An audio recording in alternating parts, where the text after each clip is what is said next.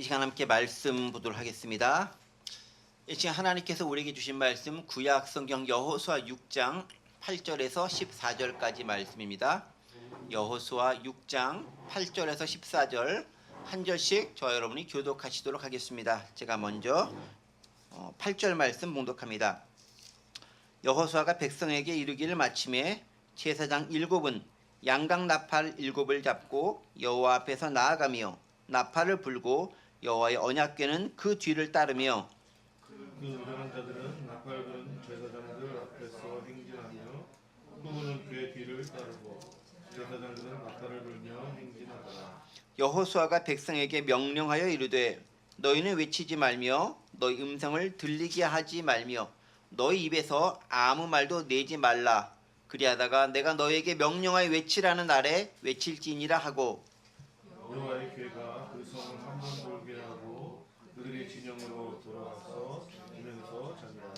또 여호수아가 아침에 일찍 일어나니 제사장들이 여호와의 궤를 메고 제사장 7은 양각 나팔 7을 잡고 여호와의 궤 앞에서 계속 행진하며 나팔을 불고 무정한 자들은 후구는 여호와의 궤를 따르고 제사장들은 나팔을 불며 행진하니라. 함께 봉독하겠습니다. 그 둘째 날에도 그 성을 한 번 돌고 진영으로 돌아오니라. 엿새 동안을 이같이 행하니라. 아멘. 네. 여호수아에 있는 말씀을 가지고 함께 은혜를 나누고 있고요. 또 오늘 말씀부터는 본격적으로 이스라엘 백성들이 어떻게 여리고성을 점령하고 함락하게 되는가에 대한 내용들을 기록하고 있습니다. 지난 시간에 하나님께서 여리고성을 무너뜨리기 위해서 여호수아와 그 백성들에게 하신 말씀들을 함께 살펴보았습니다. 여리고성을 너희는 점령하라 라고 말씀하셨는데 하필 왜 여리고성이어야 됐을까라는 걸 생각해 보면서 세 가지 정도 이유가 있다고 말씀을 드렸죠. 군사적인 이유, 또 지리적인 이유, 그리고 신앙적인 이유가 있다라고 말씀드렸습니다.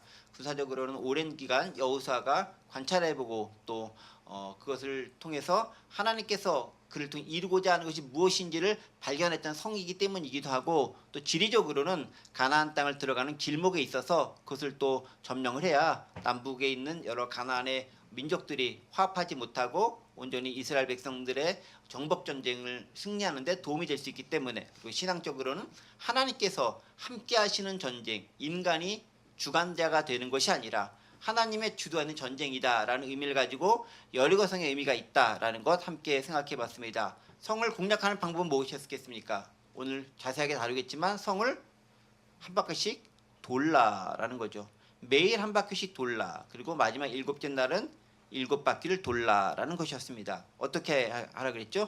제사장은 양각 나팔을 불며 나아가라. 근데 그 제사장은 7명의 제사장이라고 했죠. 완전수를 상징하는 7의 제사장. 하나님의 완전함이 그 성을 무너뜨릴 것이다 라는 은혜의 말씀이 상징적으로 들어가 있다라고 되어 있습니다. 그리고 여리고성을 돌 때 백성들은 어떤 심리 상태에 빠져 있었을까요? 성을 돌 때 백성들의 마음이 있을 것이고, 여리고성을 돌 때 여리고성 안에 있었던 여리고성 사람들의 마음도 있었을 것입니다. 그들 모두 그것들을 보면서 비슷하지만 또 다른 여러 가지 생각들을 하고 있지 않았나, 그런 생각들을 해봅니다. 그러면서 맨 마지막에 외치라라고 백성들이 얘기합니다. 하나님께서 말씀하신 때 외칠 때 성은 무너지리라라고 이야기해주고 있습니다. 바로 그런 모습들 통해서 한 발짝 한 발짝 이것을 순종하는 나가는 모습을 통해서 하나님의 역사가 어떻게 이루어지는지를 그들은 발견하고 목도하게 될 것이다 라고 말씀했습니다. 최후의 명령을 이렇게 하나님은 여호수아를 통해서 이스라엘 백성들에게 전달했고, 이제 그 날이 밝아왔습니다. 이제 이스라엘 백성들은 본격적으로 여리고성을 치러 들어갑니다. 8절에 있는 말씀입니다. 여호수아가 백성에게 이르기를 마침에 제사장 7은 양각 나팔 7을 잡고 여호와 앞에서 나아가며 나팔을 불고 여호와의 언약궤는 그 뒤를 따르며, 9절까지 읽을게요. 그 무장한 자들은 나팔 부는 제사장들 앞에서 행진하며 후구는 궤 뒤를 따르고 제사장들은 나팔을 불며 행진하더라 라고 기록하고 있습니다. 자, 그 여호수아가 백성이 이르기를 마침에 라는 것, 방금 전에 제가 지난 시간에 했던 걸 요약해 드렸던 그 내용들을 마치자마자 이제 드디어 백성들이 여리고 성을 향해 진격해 들어가기 시작합니다. 자, 그런데 8절과 9절에 있는 말씀들을 가만히 보고 있으면은 어떠한 순서와 방법대로 나아가는지가 기록되어져 있습니다. 자, 제일 먼저 가장 앞에 나아가는 것은 뭐죠? 가장 앞에 뭐가 나가죠? 제사장이 나아갈까요? 제사장들 앞에 다른 게 있죠? 뭐라고 되어 있습니까? 네, 무장한 자가 먼저 앞에 나가게 되어 있습니다. 9절 말씀이죠. 그 무장한 자들은 나팔 부는 제사장들 앞에서 행진해라. 8절만 딱 봐서는 나팔 부는 제사장이 제일 먼저 나가는 것 같지만 9절로 넘어가 보면은 기록되어 있죠. 네, 그 무장한 자들이 나팔 부는 제사장 앞에서 행진해라. 그러니까 제일 앞에 나가는 것은 누가? 무장한 군인들이 먼저 앞에 나아갔다라는 것을 알 수 있습니다. 얼마나 되는 인원이 나아갔는지는 정확히 기록되지 않기 때문에 모르는데 어쨌든 무장한, 영어 성경을 보면은 the armed guard라고 되어 있어요. 무장한 군인들이 나아갔다라고 되어 있습니다. 그 다음엔 뭐가 나아가죠? 군인들 나아가고 그 다음에 네, 양각 나팔을 둔 7명의 제사장들이 그 뒤를 따르며 나아가게 되어 있습니다. 그리고 그 다음에 뭐가 나아가죠? 여호와의 언약궤가 그 뒤를 따르게 돼 있죠. 그리고 맨 마지막에 다시 또 뭐가 나가죠? 네, 후위에 선 자들이 후군이 궤 뒤를 따르다라고 이야기했습니다. 그러니까 제가 이제 표를 이렇게 그림으로 되어 있는 걸 준비하지 못했는데 머릿속에 충분히 어렵지 않게 생각해 볼 수 있죠. 제일 먼저 무장한 군인이 앞에 서고, 두 번째 7 나팔을 든 양각 나팔을 든 7명의 제사장들이 따라가고, 그 뒤를 여호와의 언약궤를 따르고, 언약궤를 맨 제사장이 갔겠죠. 그리고 그 뒤쪽에는 또 뭐가 있습니까? 후군이 따랐다라고 기록되어 있습니다. 그런 방식으로 아주 길게 늘어져 가지고 성을 돌게 되어져 있다라는 것 우리가 발견할 수 있습니다. 자, 그런데 여기 있는 말씀을 조금 주의해서 볼 필요가 있어요. 저희가 지금 이제 순서를 대충 정했잖아요. 무장한 군인, 그 다음에 양각 나팔을 든 7 제사장, 그 다음에 여호와의 언약궤, 마지막 후군, 이런 순서로 되어져 있는데, 근데 가만히 성경을 보면 약간 좀 의아한 표현들이 나옵니다. 8절 보세요. 여호수아가 백성에게 이르기를 마침에, 그 다음부터 보세요. 제사장 7은 양각 나팔 7을 잡고 여호와 앞에서 나아가며 나팔을 불고 여호와의 언약궤는 그 뒤를 따른다. 자, 보세요. 나팔을 잡은 7 제사장이 누구 앞에서 나아갔다고 되어 있죠? 여호와 앞에서. 여호와의 언약궤라고 기록되어 있지 않아요? 여호와 앞에서 나아갔다라고 되어져 있습니다. 그렇죠? 여호와 앞에서. 왜 여호와 앞에서라고 기록했을까요? 실제로 이제 나아가는 그 행렬의 순서를 보면은 여호와의 언약궤 자리에 여호와가 여기 들어가 있는 거잖아요. 근데 왜 여호와의 언약궤라고 하지 않고 여호와라고 지칭을 했을까라는 걸 조금 생각해 볼 필요가 있습니다. 여호와의 언약궤, 여호와의 언약궤. 사실 여호와의 언약궤는 여호와 하나님의 임재를 상징하는 겁니다. 그러니까 언약궤가 있다라는 것은 하나님께서 그 자리에 계신다라는 거죠. 물론 하나님은 거기만 계시겠어요? 안 계시는 곳이 없는 무소불위한 곳이 하나님의 역사심이 있는 거죠. 전 세계 어느 곳이든 뭐 우주 어느 곳이든 하나님의 손길이 없는 곳은 없을 겁니다. 자, 그렇다면 하나님은 다 계시는데 특별히 하나님의 임재를 상징적으로 드러내는 게 그 이스라엘 전체 무리 가운데서는 뭐다? 여호와의 언약궤였다라는 것입니다. 그러니까 여호와 앞에 나아갔다라는 것은 여호와 언약궤 앞에 나아갔다라는 말이라고 할 수 있는 것이죠. 자, 그런데 우리가 또 이걸 보면 또 생각할 수 있습니다. 우리가 여태까지 보면 항상 그 언약궤가 앞에 가고 뒤쪽을 뭔가 사람들이 따라가는 모습들을 많이 우리가 여태까지 했었죠. 예를 들면은 요단강 건널 때 제일 먼저 언약궤를 제사장들이 발을 담궜을 때 요단강이 갈라지게 되고 멈춰서게 되고 그 뒤를 백성들이 따라 건너갔다라고 기록되어져 있습니다. 자, 그럴 때는 여호와의 언약궤가 가장 먼저 나아가는 거잖아요. 근데 오늘은 왜 여호와의 언약궤 앞에 뭔가 또 나가는 게 있을까요? 그렇죠?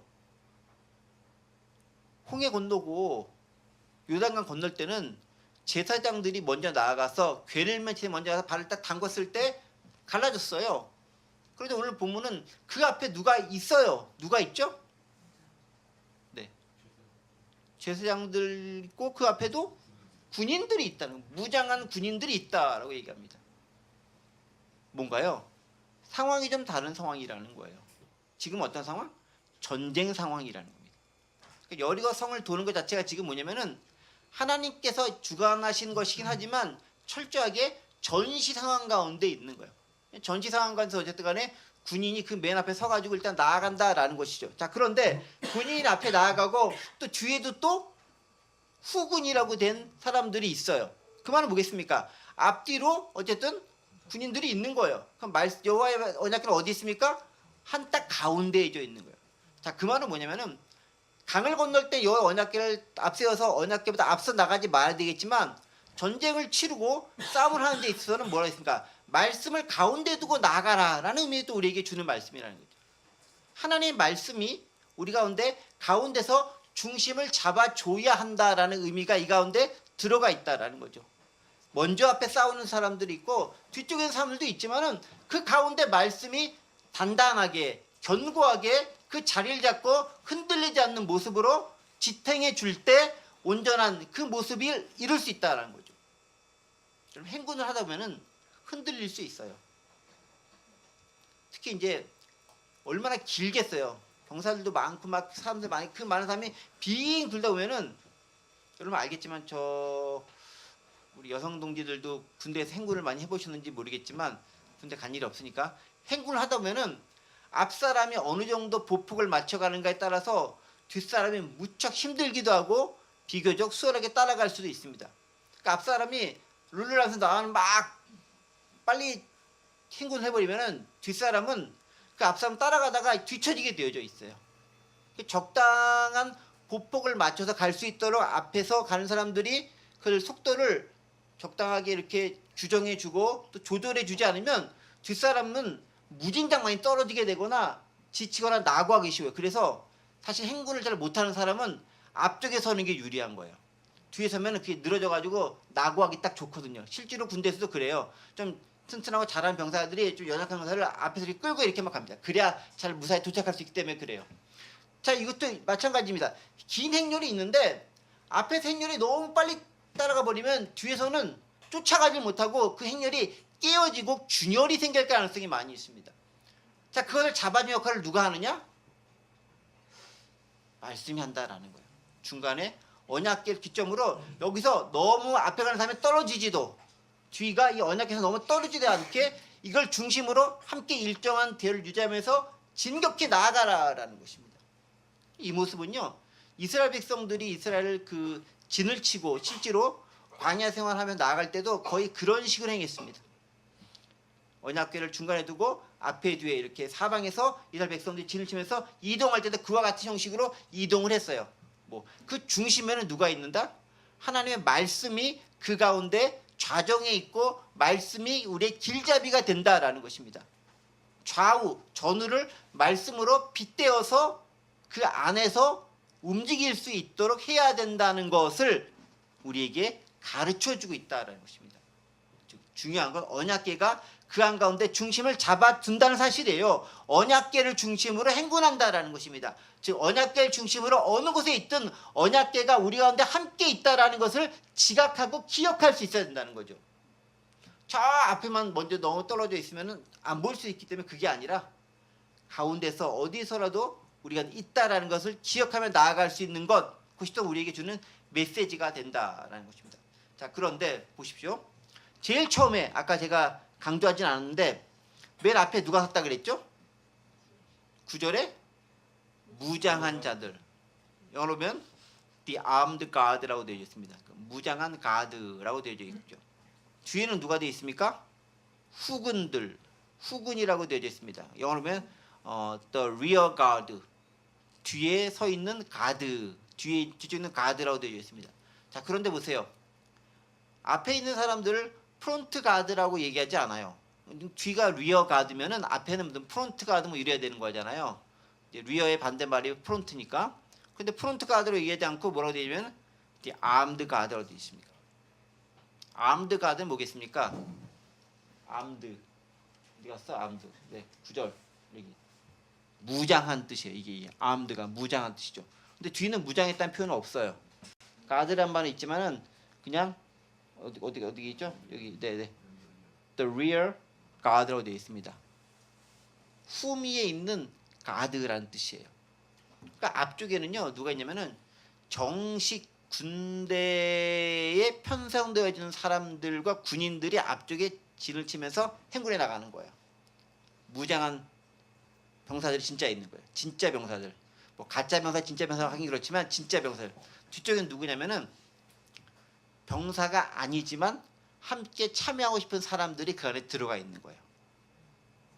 그래서 여기 이제 성경에 있는 주석서들 몇 가지 걸 제가 찾아보니까 이 뒤쪽에 있는 사람들은 자발적으로 모인 사람들이 그 가운데 있다라는 표현들이 있어요. 뭐냐면 앞에는 의무적으로 군인들이기 때문에 전쟁에서 그 역할을 감당해야 될 책임이 있습니다. 그 사람들이 앞에 나가가지고 나가겠죠. 특별히 그들 중에는 아마 대부분 사람들이 처음에 그 요단 동편에 있었던 즉 르벤, 갓, 므낫세 반지파 사람들이 중심이 된 그 군인들이 앞쪽에 먼저 서가지고 제 행군의 제일 대열 앞에서 진격해 들어갔을 겁니다. 근데 뒤쪽에는 병사들이 아니라 할지 혹은 병사에서 은퇴한 사람일 수도 있고 또 일반 사람들일 수도 있고 뭐 어쨌든 병사 교육을 받았던 사람들일 수도 있어요. 어쨌든 뒤쪽에 있는 가드들이 앞쪽처럼 정기적으로 무장한 것은 아니지만 그 가드들도 뒤쪽에서 함께 서서 여리고성을 돌게 되어져 있다는 사실입니다. 그러니까 성을 돌 때도요 무장한 군인들도 돌고 그렇지 않은 사람들도 돕니다. 정규군도 함께 그 안에 포함되어 있지만은 소위 말하는 비정규군이라 일컬을 수 있는 사람들도 뒤쪽에서 따라서 그 무리에 속해서 돌게 되어져 있다라는 거예요. 하나님의 일도 마찬가지인 것 같아요. 무장한 자들도 있어야 됩니다. 전문적으로 훈련받고 전문적으로 교육받고 전문적으로 사역받은 사람들도 앞장서 나가야 됩니다.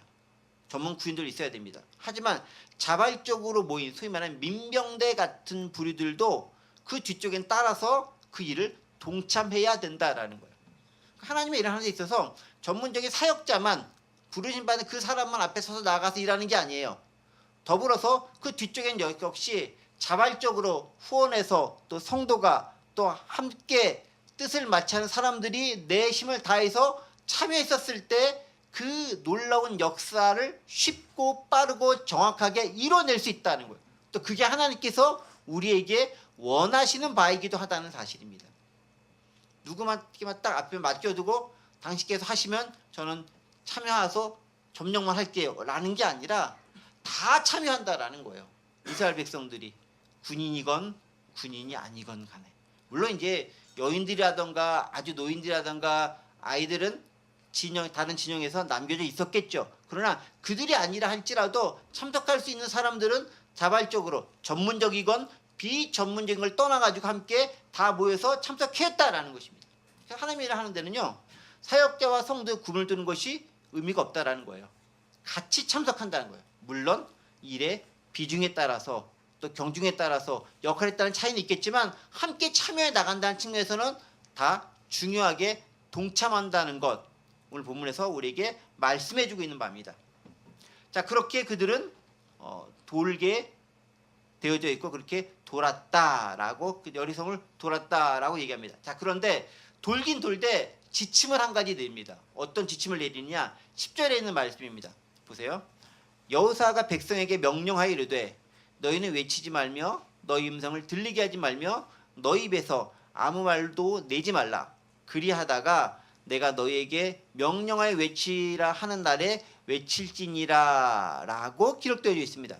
자 여기 보면은 여호사가 백성들에게 하는 명령이 나오는데 세 가지를 하지 말라고 합니다. 그러니까 do not, don't라고 하는 부정 명령어를 세 번에 강조해서 쓰고 있습니다. do not.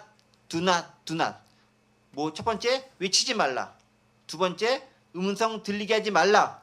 세 번째 아무 말도 입에서 내지 말라. 영어로 보면 또 재미있는 표현이 있어요. 잘 보세요. Do not give a war cry.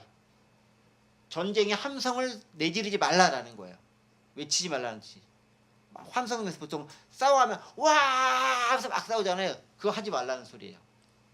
두 번째 뭐 하지 말니까 Do not raise your voice. 네 목소리를 키우지 말라. 누구 사람들 말하지 목소리를 크게 해서 막 안 들리니까 들리게 하는 그 목소리 크게 내지 말라. 세 번째 뭐라 합니까? Do not say a word till the day I tell you to shut. 뭐로 되어 있습니까? 한마디도 입 밖에 내지 말라. 아무 말도 하지 말라. 점점 이게 이제 소위 말하는 점층법인데 약하게 되면서도 점층하게 되는 거. 처음에는 큰 소리도 내지 마. 두 번째는 뭔가 좀 소리 내면서 얘기할 수 있는 것도 하지 마. 세 번째는 아예 입 뻥긋하지 마. 라고 얘기해서 한마디도 내지 말고 조용히 잠잠하게 성을 돌라라는 거예요. 여러분 같으면은 성 돌라 했을 때 어떻게 도시겠습니까? 즐거운 마음으로 좀 얘기도 좀 나누면서 이렇게 담소 나누면서 하면 즐겁게 돌 수 있을 것 같은데 이거는 그렇게 하라는 게 아니에요. 하나님의 전쟁인데 하나님께서 딱 지침을 주신 겁니다. 여호사를 통해 너희는 절대 말하지 말고 돌아라라는 거예요. 그리고 언제 외치라. 내가 너에게 명령하는 그때가 있는데 그때 외치라라고 얘기합니다. 내가 너에게 말할 때까지 너희는 한마디도 입에 내지 말아라라는 겁니다. 내가 말할 때 너희는 외치라. then shout라고 이야기합니다. 말하지 말라. 들리게 하지 말라. 아무 소리 내게 하지 말라라는 거예요. 침묵한 채로 뭘 하라? 성을 돌라. 진행하라. 아무 소리도 내지 않으면서 성을 도는 것이 무척 쉬운 것일 수도 있지만 이게 또 그렇지 않아요.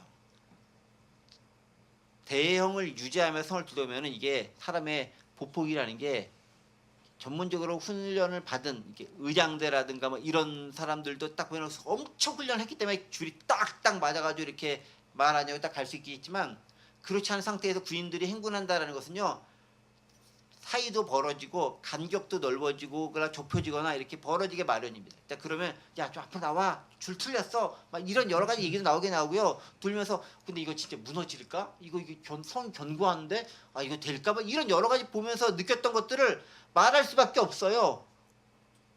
그냥 조용히 간다는 것이 생각보다 쉽지 않다라는 것입니다. 자, 근데 왜 니네 좀 조용히 해 말하지 마 한마디 입 밖에 내지 마라고 말했을까요? 몇 가지 이유가 있을 것 같습니다. 첫 번째는요. 니네가 너희끼리 소리를 내지 말고 조용히 하고 제사장들에게 나팔 소리에 집중하라는 거예요. 하나님께서 적당한 때에 제사장을 통해 나팔을 불 텐데 많은 사람들이 시끄럽게 막 떠들면서 막 불면은 소리가 안 들릴 거 아니에요. 그러지 말고 집중해서 잠잠하게 제사장들의 나팔 소리에 주의를 기울여서 돌고 있어라라는 거예요. 어떤 지시사항을 집중해서 들을 준비를 하고 있어라라는 겁니다. 두 번째는요. 전술적인 측면에서도요. 아무 소리도 않고 이렇게 일반적으로 딱 돌다 보면은 그 여리고성 내 있는 사람들이 되게 좀 신기하게 또 의아하게 바라볼 겁니다. 쟤네가 왜 아무 말도 하지 않고 되게 돌고 있지? 그러면 오히려 불안한 거예요. 뭔가 좀 시끌벅적하게 돌거나 하면은 이렇게 좀 그렇게 하고 있구나 생각할 텐데 아무 소리도 내지 않고 조용히 도는 그 모습이 오히려 더 그 안에 있는 사람들에게는 불안과 초조와 공포를 자극시킬 수 있고 증가시킬 수 있다는 것이죠. 긴장을 크게 느끼게 만들 수도 있습니다. 초조하게 만들 수 있습니다. 전술적인 측면도 그런 측면이 다분히 있었던 것 같습니다. 더 중요한 신앙적인 측면이 하나 있습니다. 뭐겠습니까?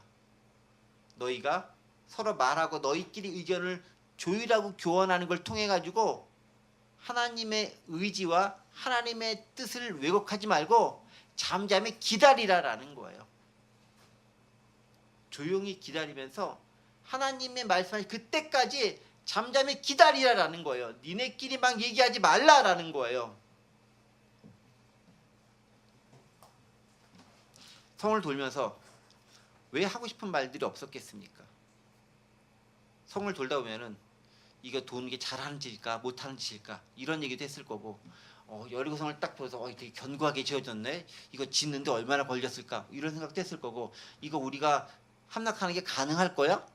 이게 만만한 일이야? 이게 될 법한 일이야? 뭐 이런 얘기도 나눴을 수도 있는 거 아니겠습니까? 또 하면서 저 여러 사람들은 지금 어디 있을까? 갑자기 습격해 들으면 어떡하지? 뭐 이런 여러 가지 생각들과 여러 가지 이야기들을 충분히 나눴을 수도 있습니다. 내 경험을 나눌 수도 있고 내 생각을 나누고 내 느낌을 표출하고 표현할 수도 있습니다.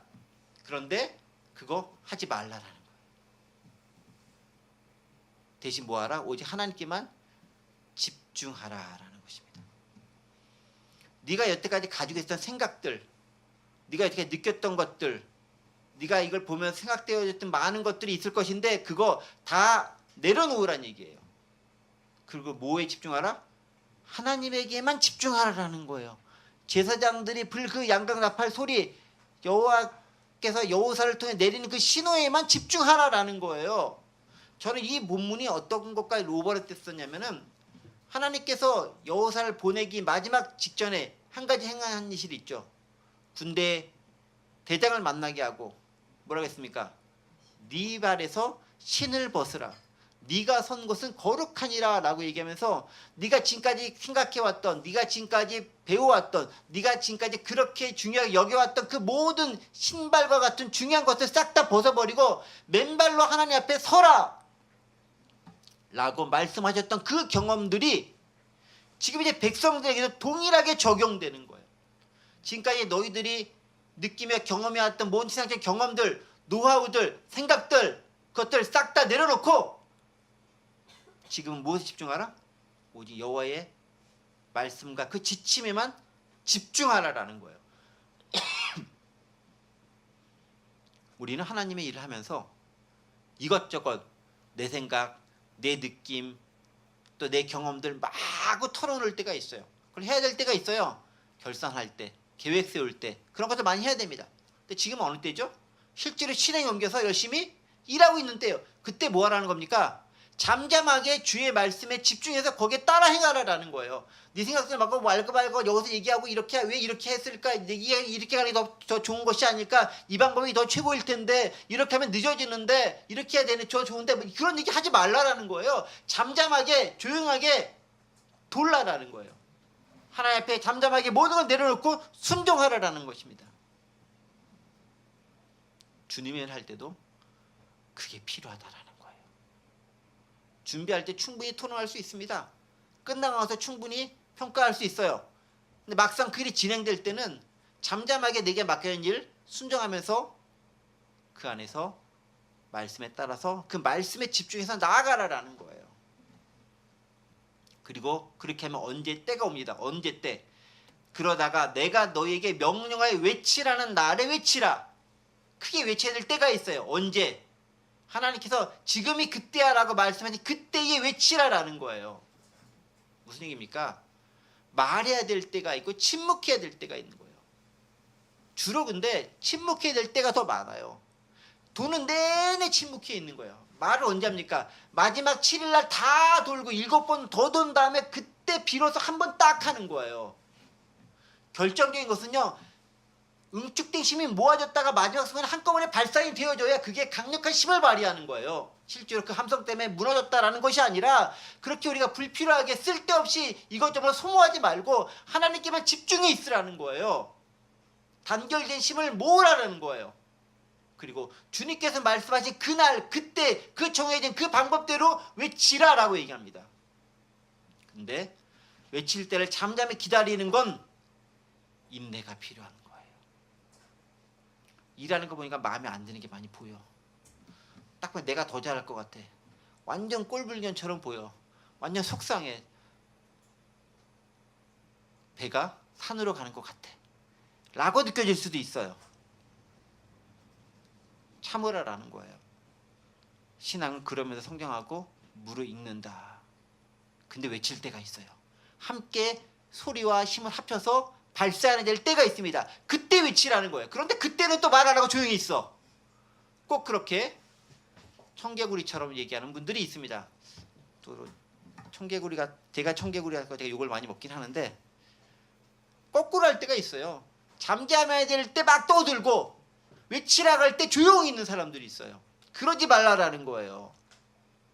긴 기간의 인내가 필요하고 진짜 필요한 그 한순간에 딱 얘기해낼 수 있는 그 용기, 그 타이밍을 잡는 것, 그게 필요하다라는 거예요. 모세도 일을 하기 위해 40년 동안 광야에서 훈련받았다라는 겁니다. 원래 훈련받은 기간이 길고요. 실제로 사용되는 기간은 짧기 마련이에요. 자, 어쨌든 그렇게 지침이 내려졌습니다. 실제로 이제 도는 거죠. 11절입니다.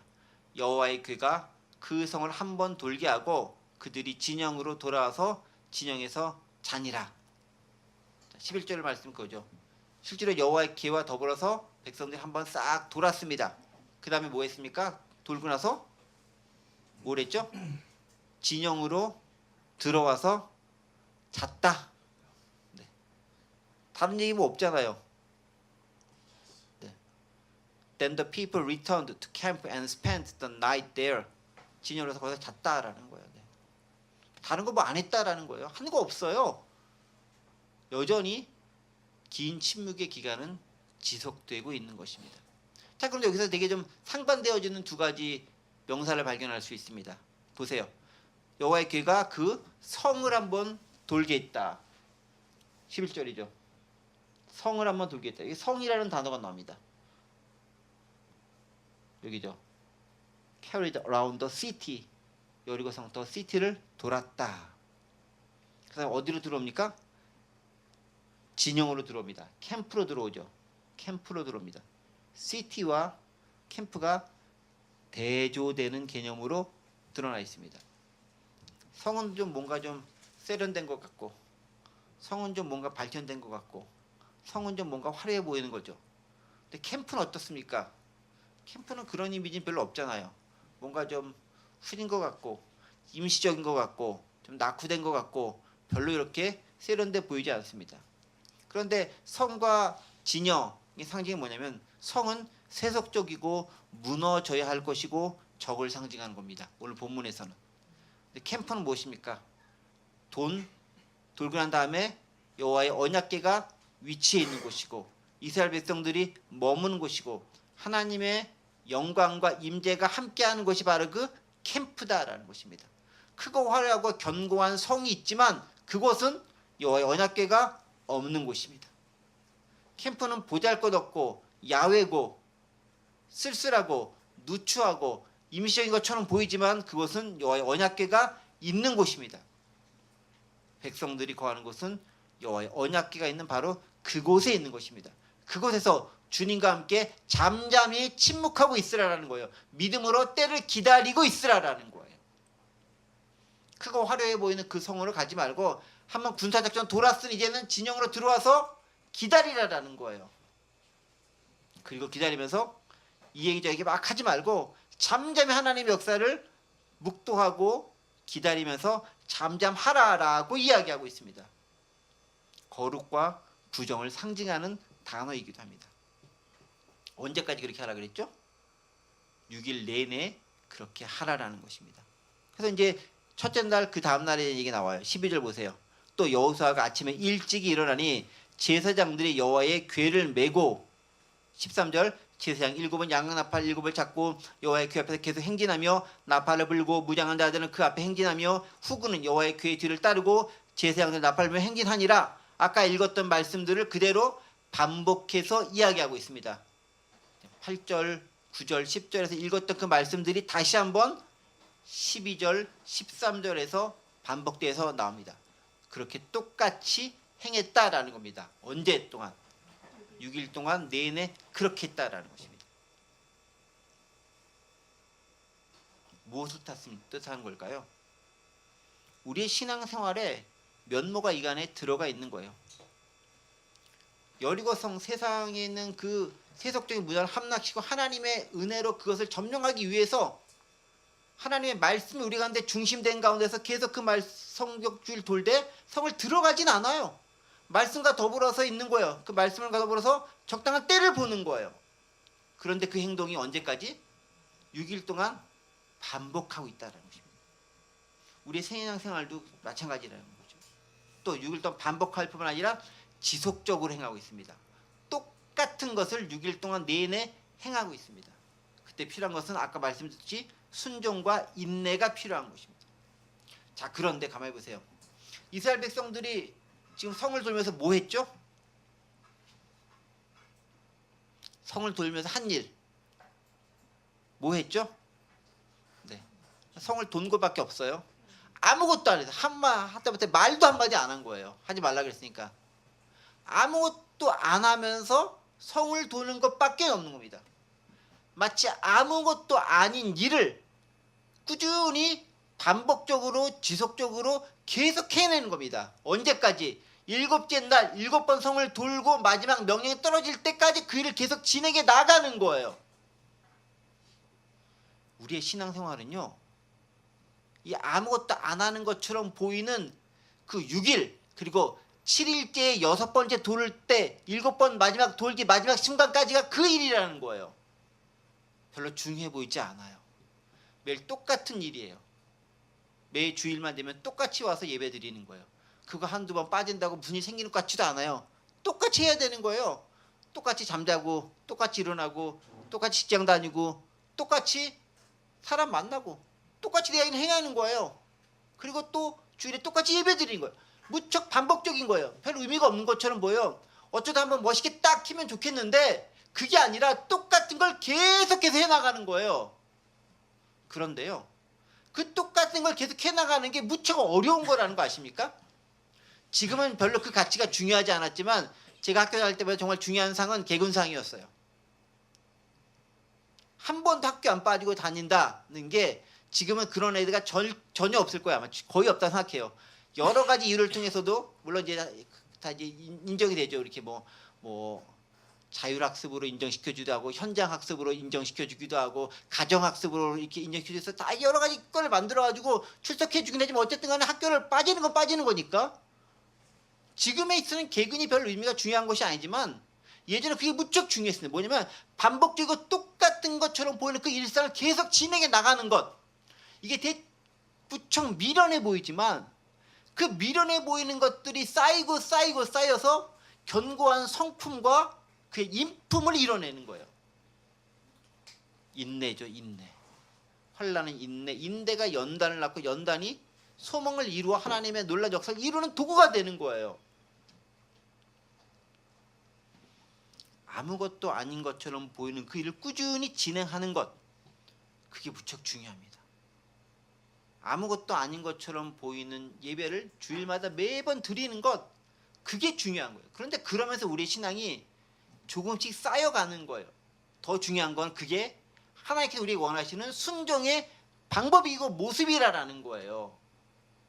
뭔가 대단하고 획기적이고 찬란한 것을 행하는 그 모습이 아니라 아무것도 아닌 것처럼 보이는 그 일상적인 그 일을 매일같이 순종해 나가는 것이 하나님께서 우리에게 원하시는 바다라는 거죠.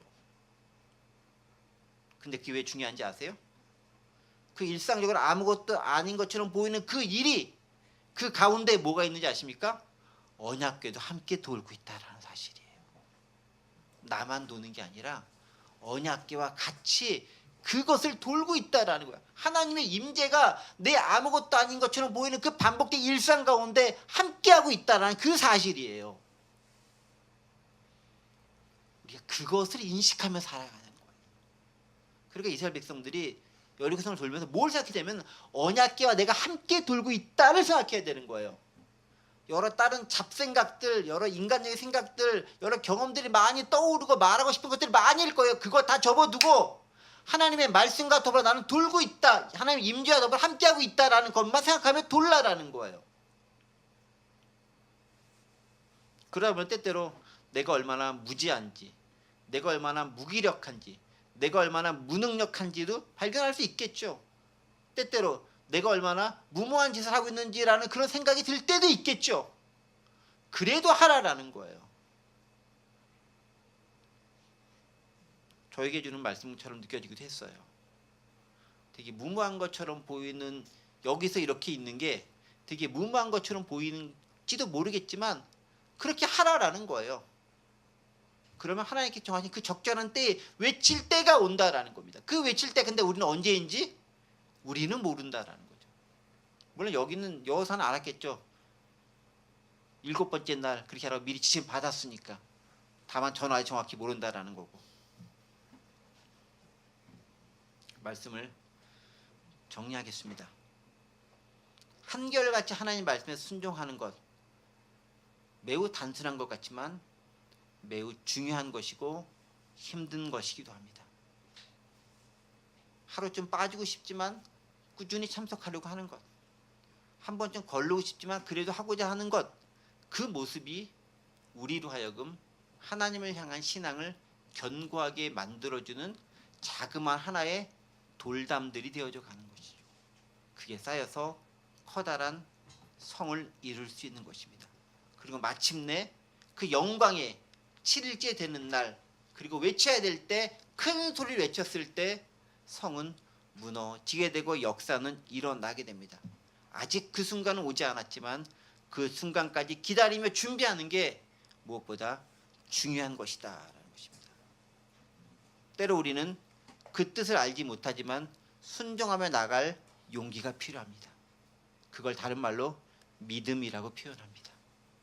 내가 지금 알지 못하지만, 이해하지 못하지만 그렇게 행하는 것, 그 믿음을 통해서 하나님은 놀라운 역사를 이루어 나가십니다.